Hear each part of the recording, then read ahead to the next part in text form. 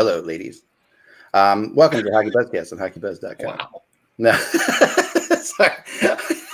I lost my prescription. I lost my regular glasses, so I'm wearing my prescription sunglasses because I can't find them. I'm losing my mind here.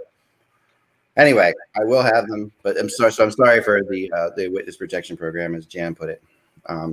But in the meantime, I do have family members on the case, so maybe I regular glasses over time. Go, Russ, go. I know. What do you have to say? So the pre-show will deal with Mike Tyson.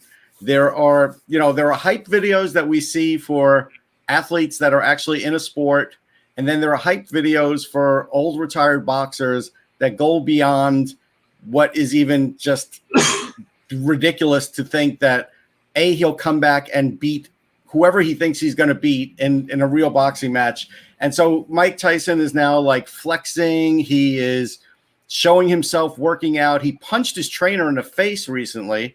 I would not train this guy. Trust me, he lived in my hotel. There was nothing to like about Mike Tyson. But as far as the boxing goes, I'm telling you, this is like the worst of the worst hype videos. The reason Mike Tyson will lose is because nobody is scared of him anymore. That was the biggest thing he had going for him besides a great hook. Now nobody is scared. If he's a heavyweight, he is a light heavyweight compared to the heavyweights now. Right, but he's not gonna fight anybody. He's fighting Roy Jones Jr. It's gonna be basically a exhibition. He's not gonna fight like Anthony. He said he's gonna, Mike. So who knows? Well, if he does, he's a friggin' idiot. But he is an idiot. We know that from years and years of him being an idiot. So Somebody will pay him a lot of money to do it. Sure. Yeah, but it's up to you to watch him, and I wouldn't watch it. Right. He's not getting $1 of my money. Are you kidding? People will watch him like crazy. I know. Crazy, and you probably will too. I will not. People watch. No. People watch car crashes. Well, you have a personal vendetta against people. him. Watch car crashes from Russia. So, of course, they're going to watch a train wreck like Mike Tyson. For sure. Thanks for joining us early today, guys. Let's get into the show, shall we? Yep. Hello, Hockey World. It's Thursday, September 17th, 2020. I'm Michael Agello. I'm Jan Levine. Russ Cohen from Sportsology. And I'm Eklund. You're watching HockeyBuzzcast on HockeyBuzz.com. It's the podcast that comes every Monday through Friday at this time to fill you in on the comings and goings in the hockey world. And I'm not going to sing Isn't She Lovely for everyone. I'm sorry. Pretty funny in the chat room. Yes. We are here. I think we should start with Game 6 and then get into some trades. But because we have some really good trade stuff. But let's just spend a little bit of time on Game 6. The latest I hear out of this is Braden Point is doubtful for tonight. I talked to somebody out down or up there in the bubble. Doubtful for tonight. They're not going to say, of course, until game time. Right. The tough thing about this is, they do think he's getting better. They do have 2 games to wrap this up, and if you keep him out, better chance to have more. Sure, but see, that was why I said days ago, why in the world did they rush him back? Yeah, game 5 was the biggest mistake.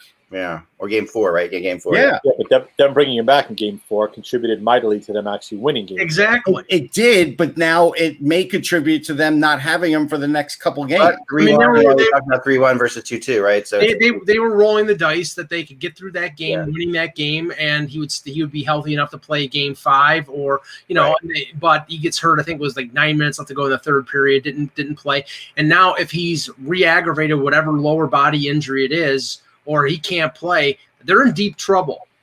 Because honestly, we've seen in the 2 games that they've lost without him in the lineup that they have trouble generating offense without him and Kucherov playing together.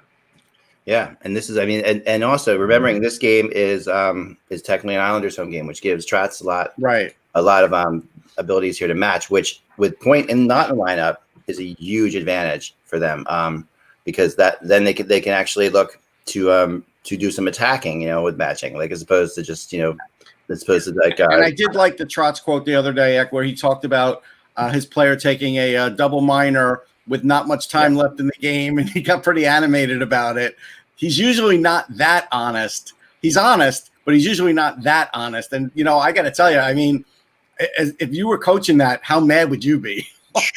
I know that right. But they actually, I wouldn't say benefited, but the fact that they had the break in the middle of that double minor proved to be a huge benefit, right? Because if they had to stay on for the 4 minutes, they would have been tired out at the end of the period.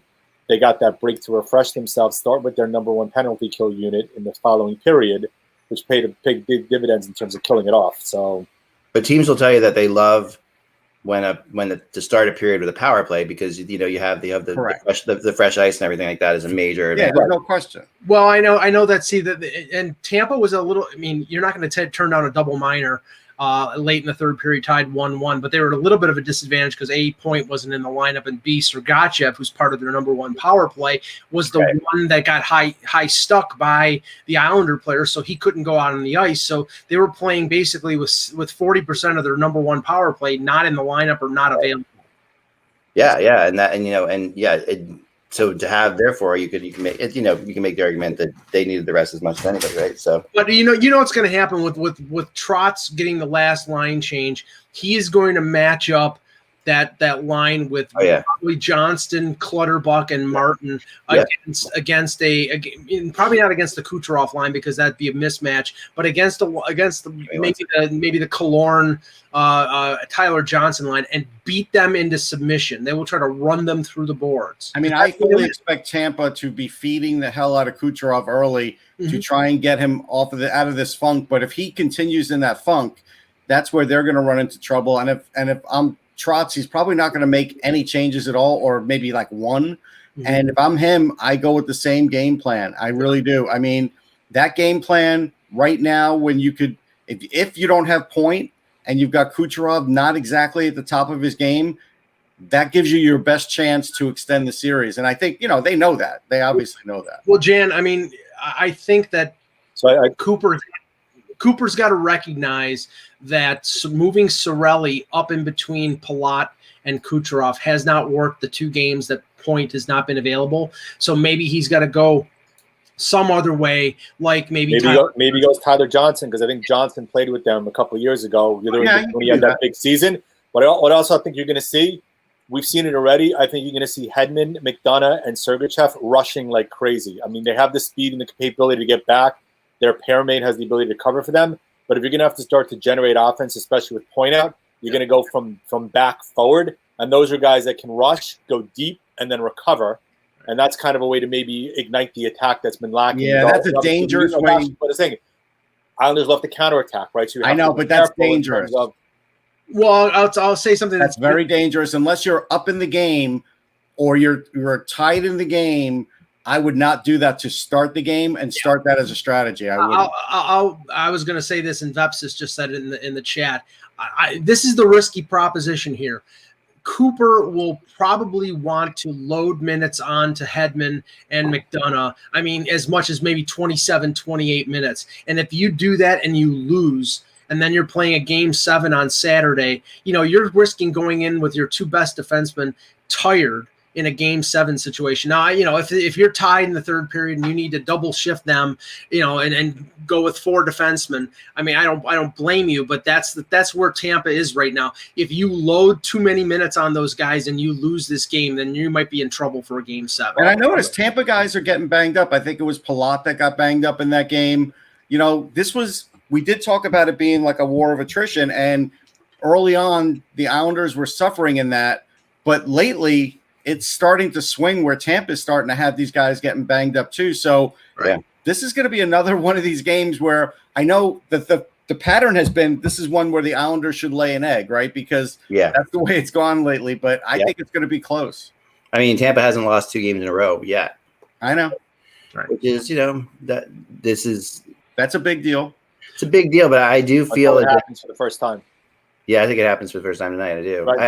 So I'm not saying you overload Hedman and those guys, Mike. I'm just saying in terms of the way they structure their attack. Yeah, I know. Russ talking about. Look, they subject themselves to the risk of a counterattack. Yes, I do think those guys. Look, even on the game-winning goal, right? So Sergachev had to make a choice, right? It's pretty much you're always taught though. Play the pass. Let the goalie take the guy with the puck. Right. He was aggressive, but he left himself wide open because his pairmate Shattenkirk basically completely muffed on the shot, and it was out of the play. Yeah, and Shattenkirk is the one on that blue line that I'd be scared if he jumps into the attack, because normally when he does, he leaves the other defenseman hanging out to dry, and then you risk a counterattack, and that could be fatal in this game where one goal is going to decide it. So he just doesn't have the foot speed to catch up. And I know, like, even if he might have, the way he missed the puck and kind of how long it took him to recover left himself subject. I just think, look, Sergachev made an attempt. You're kind of always taught to basically let the goalie take the shooter, or if you're going to basically play the pass, you sure as heck better knock that pass down. Heck, I got to ask a question too. Before the era of replaceable skate blades, right? Yeah. We see more skate blades coming out now than we ever did before, it seems. Yes. Yeah, I was talking to somebody about that. You're really right. And I would talk to somebody about that. It's funny you mentioned that. And they said the difference is, that there used to be like one there used to be like one screw that would go through the middle of them. One screw. One screw, right? But that screw is like they're trying to make them lighter. So instead, they're going to like a super like epoxy type thing. And it's just not working. Because like broken sticks, right? We see, and sometimes it does cost a team a game. And a broken skate, like that could almost cost the Islanders if Varlamov wasn't really on it and pushing Boychuk off the ice towards the bench. Yeah. Ta-da! Okay. All right. So let's. Okay, Clark Kent. So did Panda bring you those? That's great. Yeah, Panda brought them to me. Yeah. Thanks, Panda. Appreciate it. Yeah, thank you. Let's talk about the trade from yesterday, because I find it fairly intriguing. Well, this is what's happening. Yeah. So yesterday, as you guys all know, Marcus Johnson's traded for Marks for Eric. Yeah. Right. Yeah. And Russ and I think disagree on this deal but we do. This is where I see it. The Buffalo Sabres suck. They're not a good team. Really professional, Mike. That's a great good analysis. Right. Let me finish. Right now, they're not a good team. What they do have is a lot of young players, and what they do need is a veteran guy who will come in and show these youngsters how to play. And Eric Stahl can do that. Eric Stahl is still an effective player at 35, going on 36 years old. He solves the problem in the short term of the second line center behind Jack Eichel. Now, is he going to be that for 3 or 4 years? No, but right now I think he's still effective. I think he had 47 points last year with Minnesota. He's still good, making less than Marcus Johansson did. And this is no commentary on Johansson, because I think Johansson is a good player. But the main benefit for the Sabres is not to repeat the stupidity that they did a couple years ago by putting in a 20-year-old Casey Middlestat to replace Ryan O'Reilly. They were going to do the same damn thing with Dylan Cousins this year. They might still do it, Mike. Now they just might do it on the end. Mike, I don't think anybody's questioning the logic from Buffalo's side. Right. That's apparent. No, I think the big thing here, you guys, and I think, Mike, you're right. Everything you're saying, I think it's actually a great trade for Buffalo. And I don't think anyone but like here's the issue. Billy Guerin is up to something. Like he had. Well, there's no question about that. This is not the end of this. But let me finish this and then let Russ give the counterpoint here, because Johansson is a good player. He was a bad fit from the beginning because they signed him to be the number 2 center after Middlestat failed. He's not a center. He's a winger. He's a good winger. He's making $1.2 million more than Stahl. This trade is not going to get the Sabres in the playoffs. It's a benefit in terms of Stahl being an adult, being a guy who could be an example to those young players, and being still effective and playing with Jeff Skinner. And if you watch the Sabres like I did for like 30 games last year in person, Jeff Skinner was on an island by himself because he had nobody to feed him the puck. Now, Eichel and Reinhart and Olofsson on the number 1 line, and Skinner and Stahl on the second line is better for the Sabres. Is it going to make them a playoff team? No. But I think it's beneficial for the Sabres, and I think it's beneficial for Minnesota because Johansson's younger and faster. And, Russ, there's a move coming here. Sure. But again, if I'm a Buffalo fan, I have to look through this to some degree. Kevin Adams is a buddy of Eric Stahl. They played together on a Stanley Cup team that I covered, right? Yeah. Eric Stahl's in clear decline.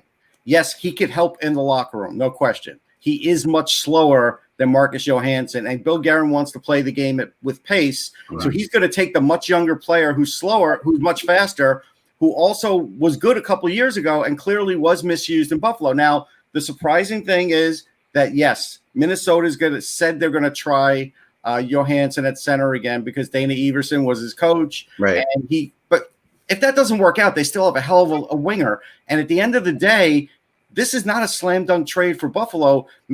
Everybody in Buffalo that's just hating on Johansson because he didn't do well there. Right. Like there's a lot of things going wrong. I mean, you can't. And you can't hang that on this player. Look at Jeff Skinner. If everything was great in Buffalo, Jeff Skinner should be geting killed as much as Johansson. He really hasn't. Johansson.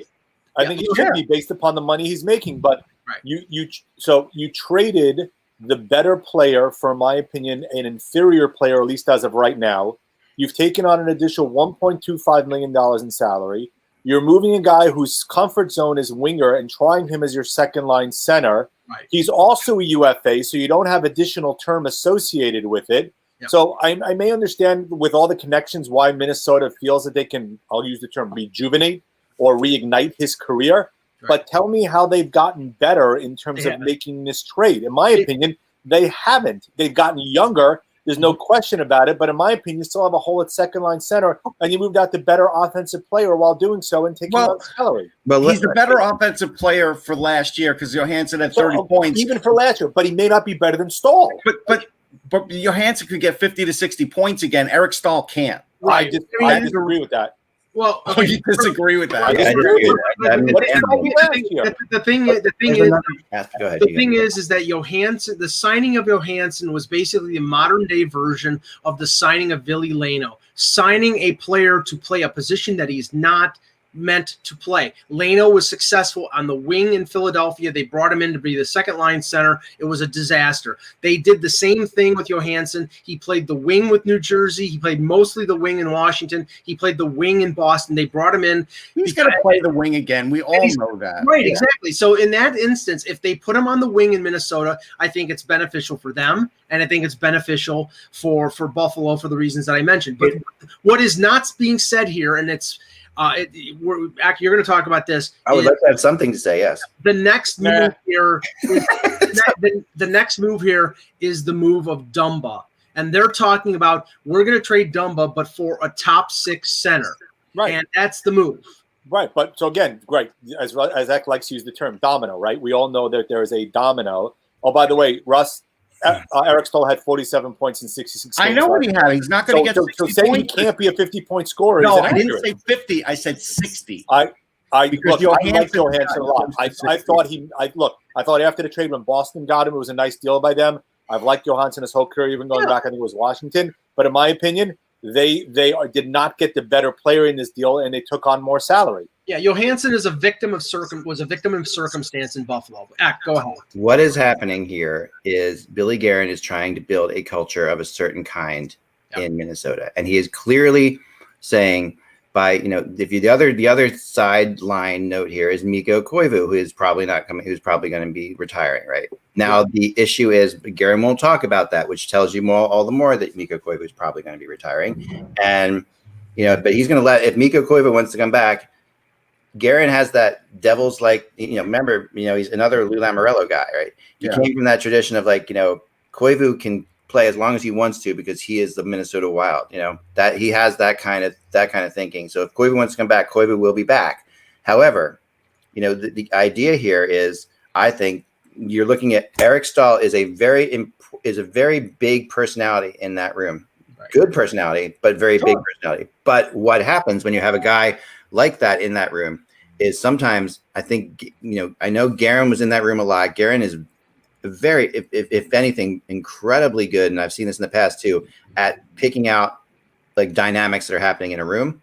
And I think he looks around and he says, Eric Stahl is keeping other guys from becoming what they're going to be by talking. Not allowing them to talk. That's most certainly feasible. I'm not going to disagree with you, right? If culture change is the purpose associated with this deal, that's fine, but you need to clearly, as you said, make the other moves associated with it to get it. And look, Koivu is an unrestricted free agent, right? Even if he is the face of Minnesota. Are they a better team if he comes back? I'm not sure if they are because honestly, I don't know how much he's got left in the tank. To be honest with you, they might be a better team if he comes back at say $1.5 million or $2 million. Yeah, maybe a third line center. Let me be clear about this, Andrew. That's what he would be. Eric Stahl is not a locker room cancer. No, he's not. Eric Stahl is a great locker room guy. He is absolutely like the epitome of what you want a hockey player to be. Like he is absolutely 100%. So who's taking the leadership? Are you now moving? But Jan, that's the point, because the trade that was aborted at the deadline, the Parise deal, right? The logic behind that deal is the same logic as this deal. If they want new leaders to pop up on this team, you've got to get rid of the old leaders. So you get rid of Parise. They couldn't do that. Now they get rid of Stahl. Maybe they try to get rid of Parise in the offseason. I don't know if that deal is dead, but I think that's what's behind here. I mean, I've heard reports that said Guerin didn't like the comfort level of that locker room, and that was the reason. And this has been who is your leader then, right? So if you get rid of Parise would be the logical guy to maybe take that step, or maybe had taken that step. Okay, is Matt Zuccarello a leader? Is Ryan Donato a leader? You would think it would be Matt Dumba, but oh wait, Matt Dumba is now on the block. Is Ryan? No, but he did say, hold on, Suter's going nowhere either. So who's your young leaders? They're not young guys. No, but Guerin said he loves Dumba and he could hold on to him this entire season. He did. He's not on the block because and I don't think that. I mean, the obvious thing, we're sitting here. He's got more to do for sure, and he's going to do something else. And I wouldn't be shocked at all if he somehow gets in on Nylander. I think that's a big name for him. Well, but again, Nylander isn't coming from a winning place either. So I'm curious. I know the way Guerin looks at things very specifically, and I've talked to people very close to this team, as you know, and the way he's looking at things very, very specifically is that he wants this to be a team that finds its own identity. And I think Eric Stahl brings a different identity to that team. Now, that's like we saw in Philly when we had Pronger and Mike Richards here at the same time. And we remember this, Russ. We were in that room, and it was like Richards was the captain. Pronger was the captain. Pronger was the captain in that room, and Richards took a back seat to Pronger for a while. And there was this thing of, okay, what is this team? And this Wild team has always had identity issues. Yeah, the thing here though is, I think the thing that maybe prevents them going after Nylander is whether they believe Nylander is a center. Now, some teams do, some teams don't. His limited play at center under Babcock would, I think, convince a lot of people that he's not a center. He's a playmaking winger. Now, could he play center? Yes. Will he be a number one center in this league? I don't think so, because if he was that capable of that, I think it would have shown by now. So, but the question is, I mean, that type of deal, Nylander for Dumba, makes sense in the sense of slotting of salary. Nylander is making 6-9, Dumba's making 6. Nylander's under contract for 4 more years. Dumba's under contract for 3. It would solve the problems of each team, but not perfectly, because Dumba is more of an offensive defenseman, and I think the Leafs are looking for more of a two-way guy. And for Minnesota, is Nylander a center or is he a winger? And I do want to say one thing. Yeah. To answer Funky in the chat room, even if I did say 50, 60 is what I meant. If you're on camera all the time, you can say something that you think you said in your head and you didn't. So again, if you are a perfect person, carry on, because I'm not. This is the guys in the chat. We love the chat room. You guys are the best. We really we do so much. But honestly, don't go like nitpicking is not really cool. I mean, we are just we're trying to do a show. We're looking at things. We're doing everything at the same time. We're talking out loud. We're going to make mistakes. I mean, Lord knows I make mistakes every freaking day at the beginning of the show. You guys see it all the time. And the fact of the matter is, to get closer to 50 or 60 points or whatever, and Russ did say 50. You were 100% wrong, Russ. Okay. Just so you know. No, that's fine. Yeah, but I meant to say 60. Which Jen, I knew he had 47. Who is there? Who do they have coming, guys? Russia. Well, they have Suter and Parise still, so they're leaders. Yeah, but he's not a center. Kaprizov is. I know that. But you say who's going to walk in and be a leader on the team. No, not a leader. Kaprizov, but you need to give Kaprizov room in that room. Okay. Wait. You're implying though that having Stahl there would restrict his ability to grow is by making that comment. That's an exact. I'm overstating my point for sure, but I'm just saying that they need this team to find. They need a young core. That's what Lamoriello and now Guerin teams need to have. They had it was Madden, Rafalski, Niedermeyer, And Garen, these guys were this key core of people that made that team in New Jersey go. And they weren't always the best players on the team. They were the players that were the character of that team. And now you're seeing that in Jersey with guys like Kasikas and different things. On the island. Yeah, but this is what he's trying to do. If he had taken the contract, Tavares would have been that guy. It's just circumstance he didn't end up taking the contract in New Jersey. Remember, all those guys basically came up around the same time, right? They didn't have an inherent leader. I wouldn't call Bernie Nichols was the oldest guy, but Nichols clearly was far from a leader from everything you heard based upon what came out. They didn't have a leader. Stevens came over, who was a couple years older, and immediately took the mantle of being the leader of that team, followed by the guys that you mentioned who all basically matured at the same time. Right. And here's the thing about Parise, okay? He is not the best leader on the planet, okay? Like but Suter's a good leader. There's the Suter and Parise, though, and I've talked to people, and you've been around them enough, Russ, probably to know as well. Like they can go very negative very fast. The two of them, both of them, they have it. There's a thing about the way Parise more so.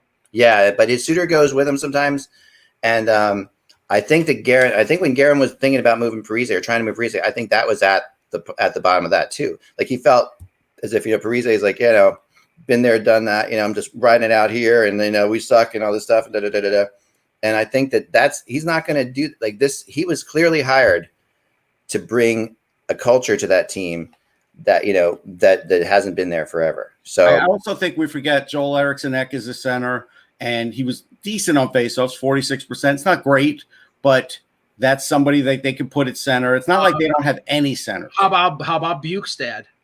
Yeah, but he just can't be a 1C. But yes, no, he could be a 2 or 3. So I mean, but the interesting thing here is the next move, because now they've locked, and yes, they can keep 4 defensemen if they want to, because they have enough players. They have enough players who are exempt at forward. They could go 8 skaters and 1 goalie in terms of expansion, and they could protect Dumba if they want to. But I think you clearly get the indication here. No, in spite of what Garen said that he's comfortable in doing that, I think that ideally they would want to go 7-3-1, and if they could get themselves a top 6 center, which is easier said than done for Dumba, then that would be a move that they make. I mean, there's been too much talk of Dumba being traded to simply ignore it. It's just a question of when. There's been a lot, and he's not ignoring it either. And I think that the way he did it, you saw a little bit of this is a little bit of inexperience on Garen's part, the way he handled the Dumba questions. I thought it felt like a player a little bit, where he's not going to promise that I'm not going to trade him, but I am going to, I'm also happy with him here, because he's clearly been on the other side, and Garen's been part of trade rumors. I mean, Garen used to text me all the freaking time about, give me the latest trade rumors. He doesn't love them. No one likes to be a part of them themselves, So to me, I think that, the way he handled Dumba's thing yesterday was intriguing from that perspective of like, okay, here's a general manager who hasn't been like dealing with trade rumors before and doesn't want to be the kind of GM that like the players don't like. And he wants to make sure the player's comfortable. And he wants to make sure Dumba's okay with it all. You saw it all coming out. And honestly, really, it's a question you don't have to answer. Like, if we're going to trade Dumba. No, we're not going to trade Dumba. We have no intention to trade that. That's the answer there. It's not the answer. Sure. So you play hard to get, because if you say I'm trading Dumba, then the return is less. And but I think that's why he laid it out. He could play Dumba all season, and he's right. It's laid out that way, but that you lay that out to another GM, in my opinion. You don't do that to the media. Now, in a way, you lay it out to Dumba. You tell Dumba, listen, I can't. You don't want to lose the player, and I think that's why Garen. In a way, this feeds in perfectly to something you talked about earlier this week, because if they're looking for a top 6 center, Evgeny Malkin makes sense, especially when you're talking about a defenseman going back in that deal, like Dumba, or maybe it doesn't, because it does from the perspective of I get that that, but then again, Malkin's another. Question is, does Malkin want to go to Minnesota? I don't know. Go to any team, I think, where he can be the guy, but at the same time, I think that when you look at Minnesota, he's another big name. They want big name, big person, big thing, like Eric Stahl. Like, I think they really want to get away from that, and not say that. There's not a lot of teams in the NHL. They don't want to be saved by like some aging veteran. I think they want this team to build its own character first, and then you go to Malkin. If they're winning really, if they're playing really well and they have their own character strong enough, the Devils would go out and get Kovalchuk, but not until they had the other things that were solid in there. that's the thing. Like if you bring Kovalchuk in when you're establishing it, it's a totally different world. So I think what you're doing is smart. I know it's very confusing, and it's not like, and it's funny because it's totally Twitter criticism worthy, but I think there's something more to it there, and I know there is, because he's definitely a better locker room guy, and he's paying attention to what's happening. I think, end of the day, you are, for everybody that says, hey, Minnesota needs more scoring, you have Kaprizov there now. He's going to get 20, 25 goals. I mean, that's going to help him. Everybody seems to think he's a star. Do you think he's a star, Russ? Yeah, I think he's a star. I mean, he's been getting 30 goals a year in the K. He starred when he was in the World Juniors playing against everybody else. He does seem to have that. Yes. He's definitely coming, and he could have an impact similar to Panarin did when he came over from the KHL. Yeah. Yeah. So, that's a big deal, and that's something that the Wild haven't had. Like, they haven't had one of their own homegrown prospects since Gabrick. Right. Yeah, they've really come in and been like a star, right? And so you bring your own guy in as a star, and I think you want to bring him in. Who do you want mentoring him? Do you want Parise mentoring? Not, probably not. Well, maybe not. The other interesting thing was that basically Guerin came out and said Alex Galchenyuk, no, thank you. Again, they're looking to build something, right? Right. It kind of fits into that to me. And look, I think Cunningham will give them more offense this year. They have other players. Donato was having a pretty good year. He had 14 goals. I think he'll give them more goals. Yeah, Greenway, Eriksson. Greenway could give him, a good boost. Greenway's another guy that could be part of your group, part of your key leadership group. Right. He's another big, like they have some leaders in there that are really definitely, solid. Kaprizov is for sure coming, I was told. So he's under contract. He's under contract. He's going to be here, and that to me is something. I think that. So it's hard to say. Like, obviously, I think Buffalo did a really good move for Buffalo. It's a good move for both teams. I think they're different mindsets. I just think for Buffalo that it was you had to avoid playing Dylan Cousins as a second line center at 19 years old. Yeah, you don't want to. Will he make the NHL? He very well could, but it's better for him early in his career, even if they see him as a center. And Russ, when we were at the draft in Vancouver, I remember talking to a few people, you and a few other people, saying Dylan Cousins is not an NHL center. He projects more as a power winger than he does center. Because he's got speed, he's got a great shot. Right. Now, he doesn't have the strength that we don't know what he's coming back looking like over the summer. Right. That's the other thing. When you're a big guy like that, you are going to be a bit of a target too, especially, I see some media want to put him like on the second line. You put him on the second line, he will be a target. Like he's going to have to, be able to deal with that. And maybe he can. We'll see. Yeah. And the thing is that he's 19 years old. So it's either NHL or going back to the CHL. And who knows when either one is going to start. So that's a factor. And again, we'll see if they change that. Like if all of a sudden the CHL doesn't start until January. And, maybe the NHL amends the rules. But look, if nothing else, Cousins will start the year and they'll give him the 8 games. They might even give him the 30 games. And at that point, they could send him back, right? If he didn't look good. It worked out with Kirby Dach last year, but I also think Kirby Dach was physically stronger than Cousins, and that's another thing. Yeah. The other thing yesterday that we just had to briefly talk about is the Edmondson contract extension, which obviously with Montreal trading a draft pick for him, you would think that they were going to get it done. But 4 years, $3.5 million AAV for a defenseman who he's a solid left-hand shot. Yeah. He's a big defenseman. He's good, defensively responsible. Yep. But 3.5 for 4 years for a guy who's not a big scoring defenseman. I mean, it goes along with what Montreal is looking for from their blue line. They've got Petrie, they've got Weber, so they're looking for a two-way guy. But it's a little pricey for an Edmondson. He wasn't making that much with Carolina. I don't think it's a bad move, but again, you've devoted $7.8 million for next year on the cap toward a backup goalie and a number 4 defenseman, and that is missing. I think that's great value. I mean, I like Edmondson. I do too. I would love to sign him at that AAV for 3 years. Yeah.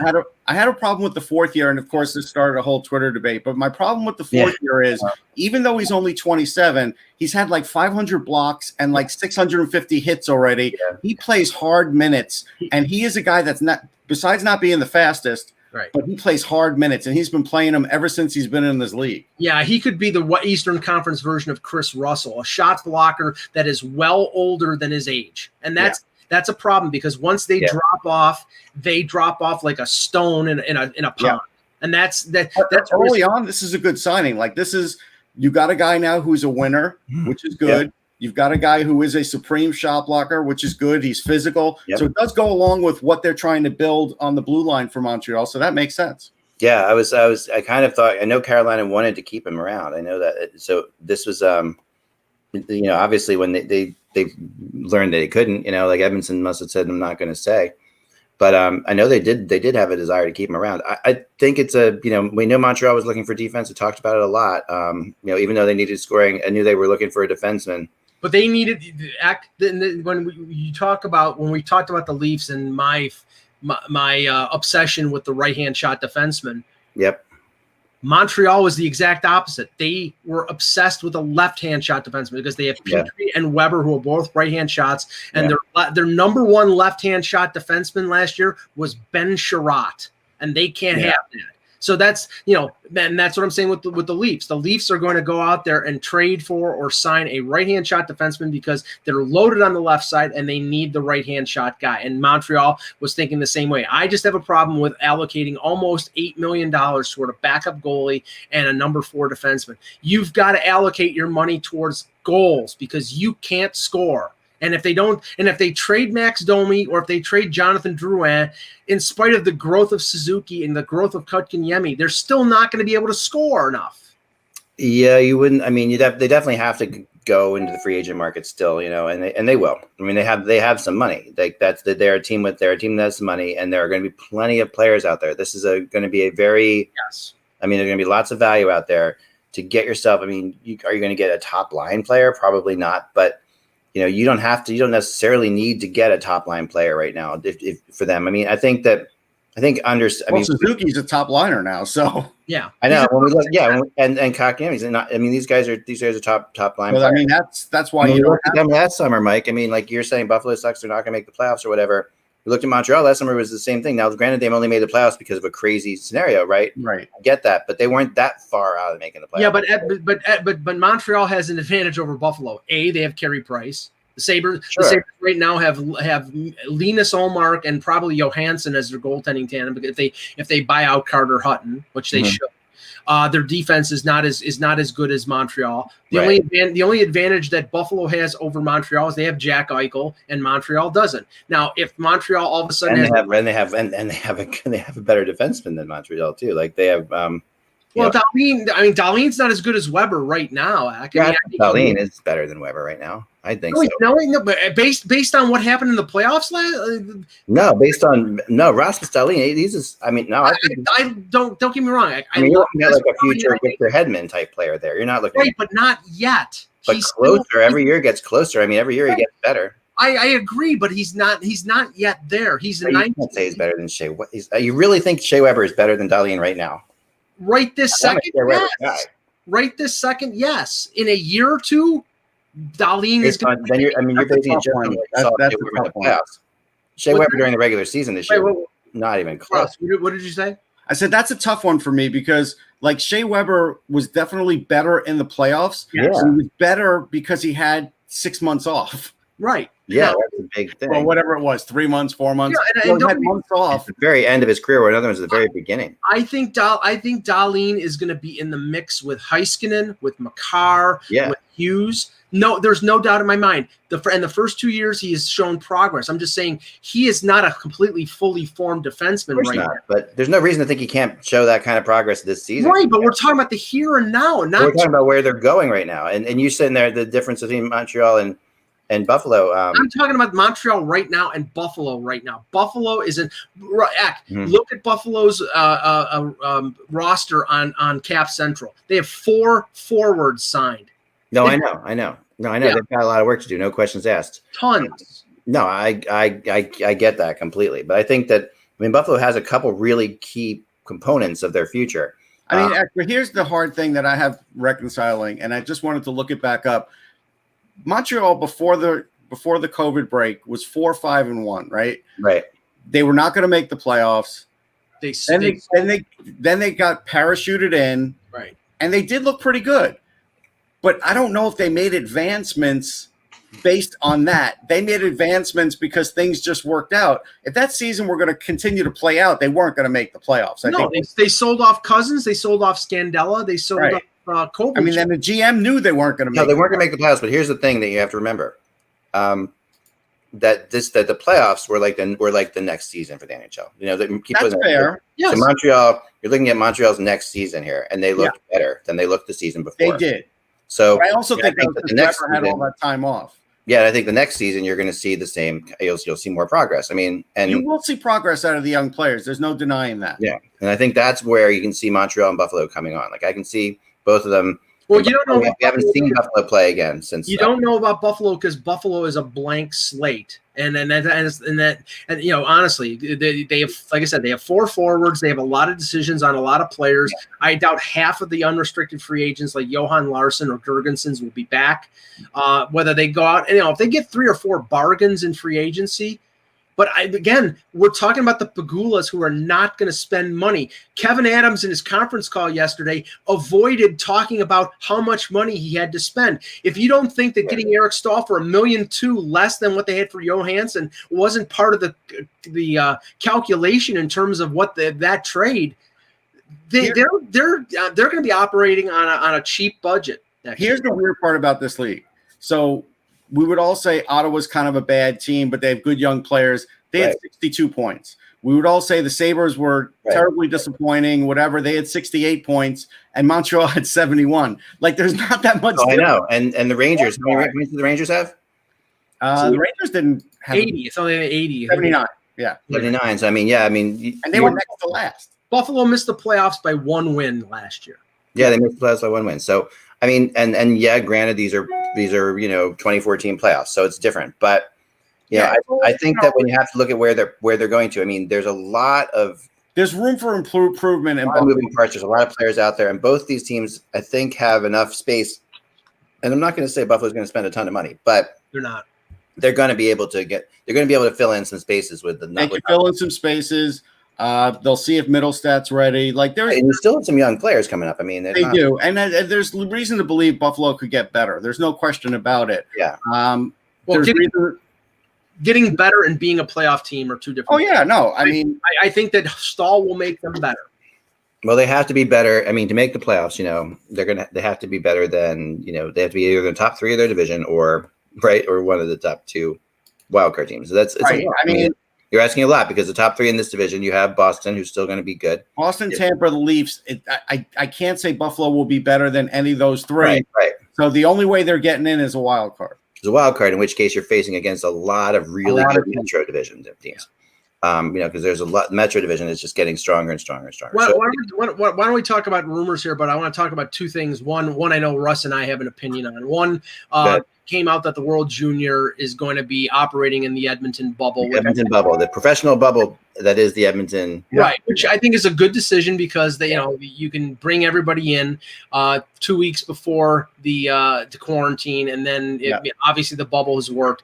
I have to say, I'm giving a big thumbs down to the Canadian government, who basically, it sounds like they lied to the NHL and they lied to the families of players, because it came out in the last day or so that families of American players and European players in the Cup final will not be able to come over because they would have to quarantine for 14 days, and the Cup final would be less than 14 days. So there's no point in them coming over. And this goes completely 180 degrees from what was promised at the beginning of the whole situation, when they said the families would be able to come over. Was it promised, though? It was a promise. It was. I have it written in an article. Yeah, and I didn't know that. I thought it was something that they were hoping to be able to do. No, it was promised, and there were no caveats of we don't know how the thing will. I'm going to look it up. No, there's caveats in everything right now in the world. It was understood.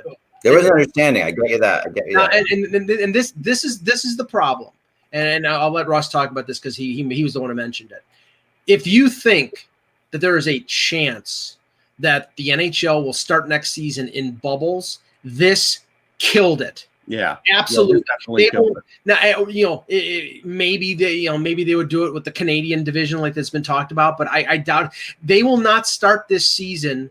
the upcoming season until they allow Americans and Europeans to go in without the quarantine. And I don't know when that's going to happen. But by the way, Canada and Ontario, the COVID rate is going up. It's not those dirty Americans coming in. It's the disease. You can't differentiate from it. It's not that. Careful. I mean, here's what I wrote. Go ahead. Back to health. Families will be allowed during the conference finals and Stanley Cup final. There's a process for that.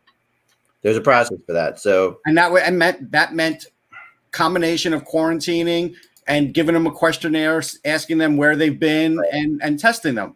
Right.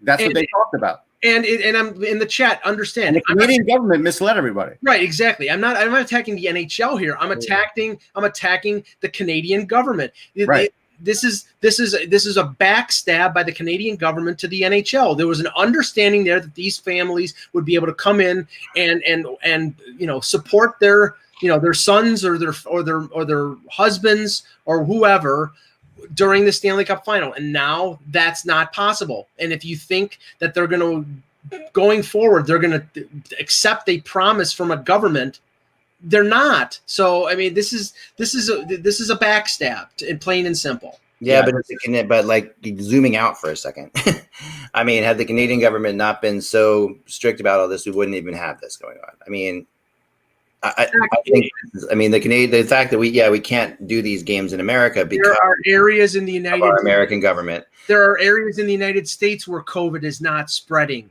So it's like there are now. But at the time these decisions had to be made, there weren't. But Eck, let me ask you a question: if there was something going on in the U.S. that Justin Trudeau had to go to, and he had to have his family with him, do you think there would be an issue with him traveling?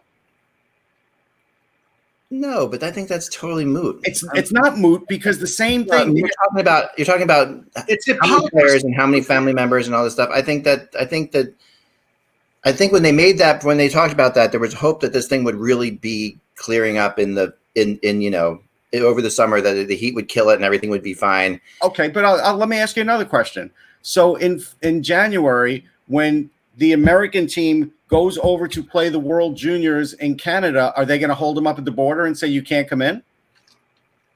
Well, they're going to obviously make a deal for that, American players. But when you start bringing in family members, I don't think we're there yet. I totally. Well, the NHL has the technology, and that's where the Canadian government let them down. There are families now that are really upset about this act. Yeah. Right now, there are 7 families in the bubble, and they're all from the Stars, and they're all Canadian. Right. Yeah. Emily Kaplan reported that. No, I understand. I understand that's a problem, and hopefully they can figure out something in the meantime. So Canadian families can drive or fly to Edmonton to be with their relations, but families of America, like Joe Pavelski or Miro Heiskanen from Finland or whoever, their families can't because they would have to quarantine for 14 days. That should have been, if that was what was going to happen from the outset, then that should have been let known by the league and by the Canadian government, but they didn't because I think they wanted to get this done. Yeah. And now, they had to do. I think it sucks. I really do think. I'm not saying it's ideal, obviously, and it's not what they not what they promised. And it is. I would probably say that you shouldn't have any family in there at all. Like I think that I don't think if Canadian can come, I think that it's a little bit unfair to say that Canadian families can come in there because if they're coming from areas like Toronto, like you're saying, Mike, it's like the same. There's issues. Right. In Toronto. There's issues in other cities too. Winnipeg has some issues. I heard the other day. I mean, there's issues in different places, right? So right. So I don't disagree that I think that it should be. We're not saying those families should have just been able to walk in, right? But they figured they would be quarantined ahead of time. They had been playing it. A lot of them have been playing it safe, Eck, knowing that they would get their chance to. I do. Right? They could have been. It's disappointing. They could have driven or flown into Canada, been tested and cleared, and not have to quarantine. The whole point is the quarantine for 14 days. Yeah. I mean, there was nobody that I know of that was a reporter who covered the Eastern Conference, the first 2 rounds in the qualifying round, who was a U.S. reporter who quarantined for 14 days in Toronto that tested positive. Right. No one. Yeah, right. Stephen Wino was the last one to do it, and he was fine. If you're a Canadian reporter, can you just drive to the bubble? Yes. And get in? Yes, we talked about that. Yes. Yeah. Yeah, that's kind of. I don't disagree that that's wrong. So anyway, let's talk about. I think it's not an NHL thing; it's a government thing. It's a government thing. Well, actually, no, it's a bit of an NHL thing too, because they can't make Trudeau do anything. But I think the NHL should be like all or nothing on this thing. I think they should be like either families are in or families aren't in, because I don't think it's cool to just discriminate that way necessarily. But I do think that the government has every right to say that we're not going to let anybody in. Like I think the problem that I have more is more or less that, the NHL should sit back and say, no, if we're not going to let everybody in, we're not going to let anybody in. And that should be fine with everybody. I also think for everybody that's saying, I think would be like, I think the players themselves would have no problem with that, because I'm sure the Canadian players are like, no, but here's the rub. Yeah. It's easy to say, well, the players could have opted out, but a lot of the players didn't opt out because they thought this was an option. Exactly. And here's the hypocrisy here of how subjective this whole thing is. I have a Nexus card, so I when travel was allowed, I could go back and forth. Obviously, now that there's the non-exempt ban for non-essential people, I can't. But I get an email yesterday regarding Nexus, and people who are exempt are people like who are medical professionals or right. If they're crossing the border to work, like in the medical profession, they're allowed to go back and forth. If they're crossing the border to go to a mall to buy clothes, they're not allowed. How the hell are they going to know whether somebody's going to a mall or going to their job or not? No, and we're only talking about credential reporters. Yeah. Canadian credential reporters are in the bubble. That's what we're talking about. We're not talking about fans driving and getting into the bubble. No, we're just talking about Canadian credential reporters that are in the bubble. I know some, and it's just because they happen to cover Edmonton. They live in that city. They're in. Hell, there are reporters who cover in Toronto who travel to Edmonton. Yeah. Because it didn't cross a border. Right. They were allowed to. So anyway, let's talk some rumors. It's a little tricky. I mean, I definitely I see what your point is, though. I mean, I was a little bit confused in the beginning there, but I do think that it should be an all or nothing thing. That's all I can say. If I was a Canadian player and I had my family in there, and my teammate was Pavelski, couldn't get his family in there, I would feel pretty bad about that. Yeah, you would. There's no question that they have to pretty much sit there and say, yeah. All right. Okay, so let's talk about Thatcher Demko for a second, because I'm spending a ton of time, like just a zillion hours right now, going through the goalie situation with everybody, and finding out where these guys are going to land, because we have enough goalies, like I said in my blog today, to set up another conference of hockey. There's so many goalies out there that it's crazy, and suddenly now Thatcher Demko apparently has been thrusted into the scene too. And yesterday morning I heard this at first, and then I was looking for it, not quite buying it, but now it sounds like Markstrom's going to be. They're getting closer on a deal with Markstrom, and then Demko is going to be the guy. And I think that Demko helped them here by playing so well. Obviously, his trade value went up, and I think it also helped them negotiate. Well, his value definitely went up. And it also helped them negotiate with Markstrom to a degree, I think, because they could do that. So you're not going to hear anything about Demko being available, of course, until Markstrom signs. That they're going to have, you're going to wait. That's going to have to happen first. But once Markstrom signs, I think Demko will definitely be available. And suddenly, you have to ask yourself, what is it worth, or how much is he going to get? 3 teams. All Eastern Conference teams. Apparently, they don't want to trade him to the West, I was told. Okay. Which makes sense. With goalies, it makes the most sense, I think. Yes. But 3 teams: Carolina, Toronto, Buffalo. 3 teams here that all have interest in Thatcher Demko. What is it going to take to get him? Do you think and I think that I think that he's going to be the toughest goalie to get. So, I mean, I'll give you an example. I think if Vancouver were calling Carolina, they'd be like, well, you're not using Jake Bean. We take Jake Bean. Right. Yeah. Jake Bean would look awfully good on the power play in Vancouver, right? Right. That's the kind of prospect I could see that. Like, that's a serious. You're talking about a serious prospect. A couple things. The Canucks do not have a first-round pick from the JT Miller deal. So you would have to factor in the possibility that if they could get a first-round pick in the deal, that would be part of it, or the majority of it. And especially in a quality draft. So Carolina has their first, Buffalo has their first 8th overall, Toronto has their first 15th overall. So I think that's a distinct possibility. If you're talking about, and remember, Vancouver on defense, they have Hughes, they have Myers, but Tanev is a free agent, and the only young guy that's coming through is a guy like Ulevy. So, and they have Jordy Benn and a couple other guys, Stetcher, who has to be re-signed. If you're talking about Toronto, a name like Travis Dermott or Timothy Liljegren might be part of the deal, because I think that Vancouver's looking for defensive help and numbers to help on the blue line, especially cheap help in terms of salary. Yeah. And I think the other thing, because I know it's being asked in the chat room, like, why would you trade Demko? He's only making $1 million, that kind of thing. They have Michael DiPietro, and Michael DiPietro is a heck of a goalie too. Right. And that's one. Two, you have to protect you can only protect one of them in the expansion draft. I heard Elliot Friedman talking about the fact that if they signed Markstrom and they had kept Demko, that Markstrom would have to agree to not having a no move clause in the first year of his deal, so he could be exposed. And so that there's no guarantee that that's going to happen. And if he wants a no move clause, then they're going to have to trade Demko. So they're not operating from a position of strength here. They're in a position where they're going to lose one of these two goaltenders to Seattle more than likely. So they really, I think that's fair, but it depends who you're talking to. Like, is Carolina working from a position of strength looking for a goalie? No, because the whole world knows they could use a goalie. Right. And the salary right now is inconsequential, because any team that's trading for Demko is going to want to sign him to an extension. Right. Right. The difference where Carolina has a little bit of and all these teams have a little more negotiating power than you think, is the fact that there are so many goalies available that they can get for free. That they don't. So you're going to trade for goalie. They can sit back and say, well, I can just wait and sign Holtby, or I can wait and sign, Well, you won't be able to wait and sign Holtby. Like, that's going to take a little more than that, I think. But a team trading for Demko, where he was the backup to Markstrom last year, he didn't put up great numbers, but he had this, the great appearance in the playoffs.